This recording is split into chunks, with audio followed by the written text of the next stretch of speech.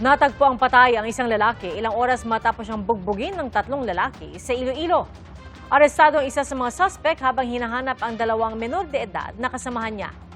Saksi, si John Sala ng GMA Regional TV. Buhay ito pasado alas 3 ng madaling araw nitong Miyerkules, April 8. Makikita na may gulo sa pavilion sa entrance ng plaza sa Leganes, Iloilo.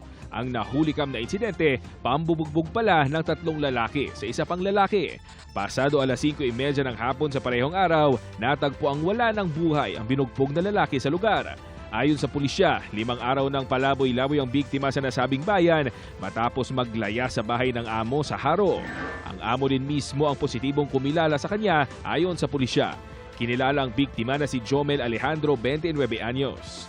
Nagkasa ng hot pursuit operation ng pulisya kagabi. Naaresto ang isa sa mga sospek sa loob mismo ng kanyang bahay sa barangay Kagamutan Sur, Leganes. Natukoy siya base sa pahayag ng 2 saksi. Lumalabas sa investigasyon na posibleng napagtripa ng biktima. Ginsaway ini sila sang biktima nga hindi magakod kay base matulog na ang biktima ta sa babaw. So nag-uo man ni siya nga aton nga arrested ang man yung suspekta nga nag-initiate. Tapos nagambal niya sa mga witness kag mga upod niya nga maupod man yung mga suspect nga tripanta. Sinubukan ng news team na makuhanan ng panig ang sospek ngunit tumanggi siya. Patuloy pang pinaghahanap ang 2 minor de edad na kasama ng naarestong sospek sa pananakit sa biktima. Mahaharap ang mga sospek sa reklamong murder.